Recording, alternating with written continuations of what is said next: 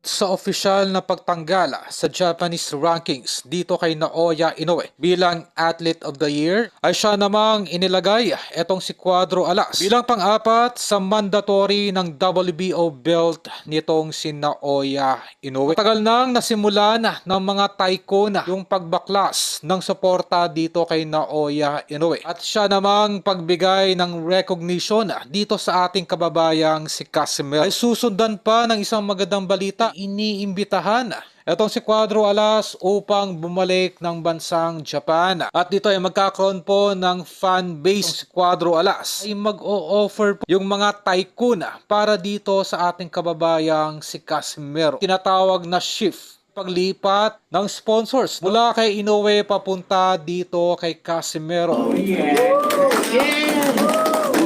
Opisyal lang binan ng Saudi Arabia ang the Japanese monster Naoya Inoue na rin nireject nitong si Turki Al-Sheikh ang upcoming fight ni Naoya Inoue sa susunod na taon kontra Bam Rodriguez. Ang biglaang pagkansela ng mega fight itong si Naoya Inoue sa Saudi ay nag-ugat sa mababang demand na may kasaang naturang mega bout. Yung malaking disappointment mula sa mga boxing fans ay nagkaroon po ng domino effect. Ay nakarating po ito sa mga major sponsors, hindi lamang ng bansang Japan maging ng Saudi Arabia. Tuluyang na-expose itong si Naoya Inoue sa mistulang pananadya ng iwasan itong si Casimero. Sinasabi ngayon ni Ohashi na kailangang maging deserving pa nitong si Casimero na kung saan ay kulang pa raw yung performance nitong si Cuadro Alas upang magkaroon ng karapatang makalaban itong si Inoue. Ito ay hayagang indikasyon, iinsulto. Hindi lamang dito sa former 3-division champion Cuadro Alas na siya dumurog dito kay Luis Neri. Maging sa mga boxing fans, itong kampo na lamang ni Naoya Inoue ang gumagawa ng dahilan at naniniwala sa kanilang ilusyon na kulang pa ang performance nitong si Cuadro Alas upang magkaroon ng slot